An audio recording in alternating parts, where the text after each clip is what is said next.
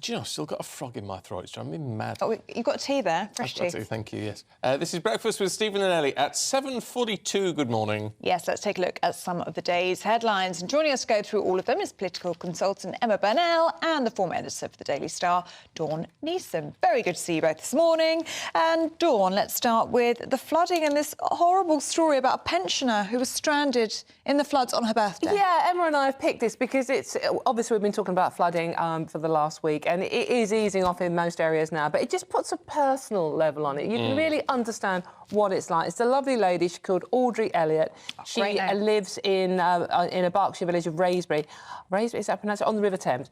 It's her 94th birthday, and she was trapped in her flooded home. Her nephew had flown over from Las Vegas to celebrate her birthday, and she couldn't get out of her house, bless her. And not only was her back garden flooded, it was also filled with sewage. And it's the details of what actually happens during flooding. We've all looked at these horrific pictures, and gone, oh, my God, that's terrible. But the details of what happens when your home actually floods, the flooded sewage system, the fact that all your soft furnishings, your carpets, they stink, you can never get them dry.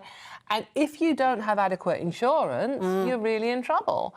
And insurers will try every which way they can to get out of it. So I think we just picked this to put that personal spin on a story that we've all been discussing.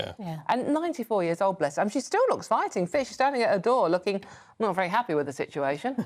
She does look fighting fit. Oh, bless her. No, absolutely. Just terrible. But the good thing with this particular village is they are, because it's on the banks of the Thames, obviously, they have volunteer flood wardens who go around making sure that the vulnerable in the village are looked after. And I just think it's that sense of community as well that is missing in so many places these days. Yeah, you do see it at times like this, though, don't you? Yeah. I mean, this is like Dawn's absolutely right. I mean, we talk about climate change and the effects that it's having, and there are some really, really worrying things. We're spending something like 700 million a year as a result of flooding, because what we haven't done is invested in the things that will help things to not flood. And, this is, I believe that of the 2,000 flood defence projects, the government have actually cut a quarter of them.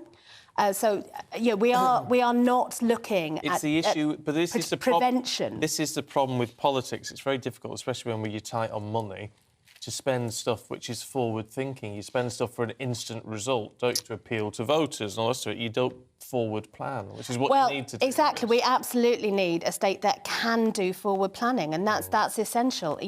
Things are going to go. We've had 7 named storms in the UK since the 1st of September. People go, oh, well, I remember, this isn't new, I remember the storm of 87.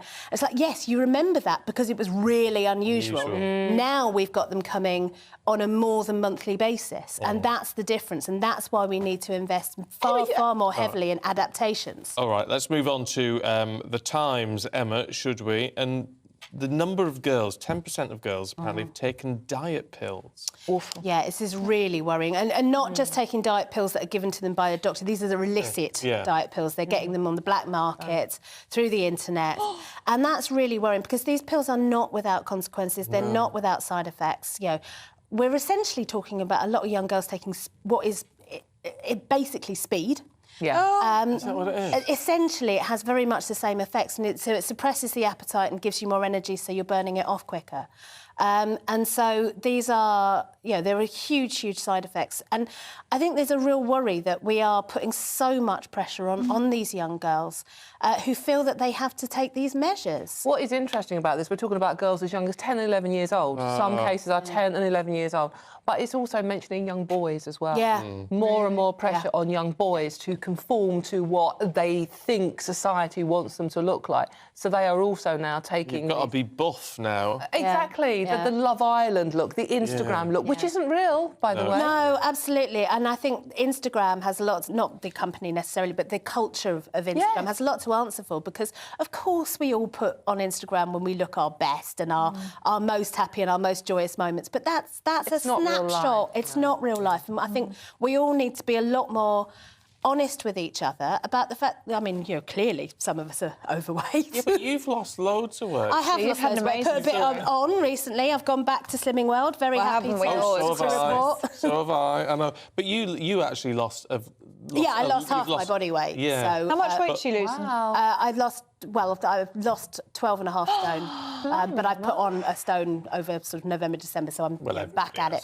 I've got 3 stone to lose, and I'm determined to do it. But that's the thing, though. I think the only way to do it properly and sensibly takes time. It does it's a hard take way time. Of doing it. I mean, I did have an operation which helped me with some of it, didn't help me with all of it, but it got me into the right habits, and that's key to this. It's getting into the right habits. And that's the sort of honesty we need, Emma. You've been honest about that. This is what I did to help me. Other people go, oh, no, it's sheer willpower. And it's like, it's not. You know, if you need help, but people have got to be honest about how they look, why they look like that way. It's not taking, basically these drugs and overdosing on diarrhea tablets as well. Yeah, laxatives as well, which is incredibly dangerous. Laxatives was the word I was looking for, but overdosing on laxatives. When we talk about sort of children starving in other countries, one of the things that is most dangerous to them is that is the way that they're being dehydrated and losing minerals because they're having diarrhea. And people are doing it deliberately. And people are doing it in this country deliberately, and that's appalling. They're taking these pills, and it's growing bodies, isn't it? It's just. And I just think, again, it's not just being honest about how we lose weight, but also just being a little bit more accepting of a wide range of what people look like. Especially for 48, children. I'm 49 next month. I'm probably never going to look like... I mean, even if I lost weight, I wouldn't look like Jennifer Aniston. No. But not many people do. Not many people do, and that's OK. No, I think And they've that's got right. nutritionists and personal trainers and all the rest, which obviously 10-year-olds don't see, do they? No. Dawn, let's have a look at why women are falling out of love with their husbands. I knew you'd go straight for that one. Yes, it goes straight to this. I love this story, right? Women fall out of love faster than their husbands, according to new research. Now, this research is the Carnegie Mellon University in Pittsburgh in America. And basically, you nailed it. You didn't even read the story, and you nailed why. Basically, it's domestic duties that mean women fall out of love with... It's not just husbands, it's living with your partner as well. Fall out of love faster than men because women, despite feminism, despite equality, etc., are still doing the bulk of the domestic chores. And that's why, well, he's snoring on the sofa, you're trying to hoover under his feet, and that's why you fall out of love with him faster, because the opposite is He's probably out walking the dog or doing the guttering or something. No, he's lying on the sofa snoring. Come on. You're married, you know this. This happens. So women are getting bitter, basically, over time. We face Resentful, reality I say, faster. rather than bitter. I think resentful's probably Resentful, a better term. Does it say why men fall out of love with their wives, though? If they're doing... Well, only 0.4% of them are falling out of love before their wife does. I mean, admittedly, I've been on the other end of that 0.4%. But one of the reasons an ex-husband gave here for falling out of love with his wife, I love this one, well done, mate, was because she was breastfeeding. Oh, dear. What? Hello? Well, look, to be fair to the chap, if you read the story, it's actually... Oh, come on, not be fair to them.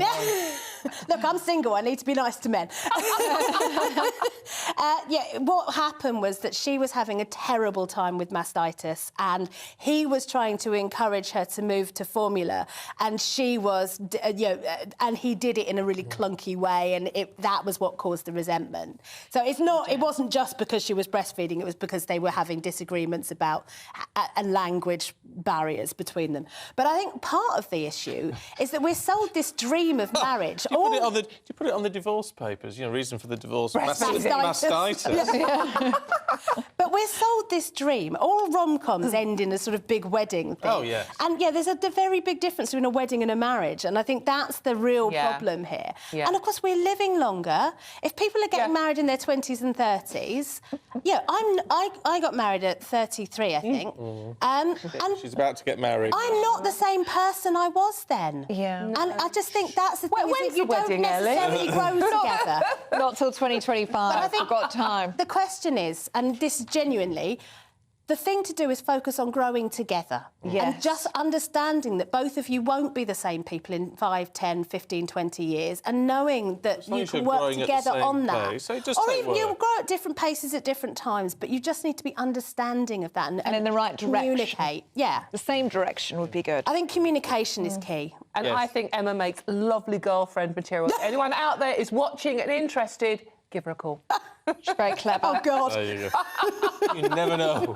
You never know. Check your Twitter. In the meantime, time is running out for Peregrine 1. This is the spacecraft heading to we're meant to be doing a nice soft landing on the moon. Yeah, no, that's not They've happening. missed. Well, they haven't so much missed as they're running out of fuel. They've got a fuel leak in their propellant. I'm such a geek. I love space stories. So like does this. Stephen. So essentially, they haven't got the thrust to get to the moon anymore. I can't say anything on this show with you, Dawn. Honestly, I thought I was bad. She's a disgrace. She's a disgrace. So they've got 40 to 50 hours That left of divorce energy, papers still. and they have to try and get the craft as close to the moon as possible and then back again. Right. More thrust. Well, there you go. Lovely. But also, apparently it's got I didn't realise it's got JFK's DNA on Yes, board. apparently so. It's got people's ashes on there. hasn't Ashes. it? Yeah. A load of Star You Trek could pay, people. I think it's about £13,000 to put your ashes on there to go and have them scattered released on the into moon. space or in the moon. Good luck with that. More money than sense, I think. Exactly, Although they saw you'd them coming. You'd do something like that. Well, I'm not being cremated. Oh, she wouldn't be sprinkled on the moon. So all of our family ashes are scattered in exactly the same spot in Broadstairs in Kent because that's a family place. Oh, there you It's a go. lovely spot. We are out of time. Let's get a check on the weather.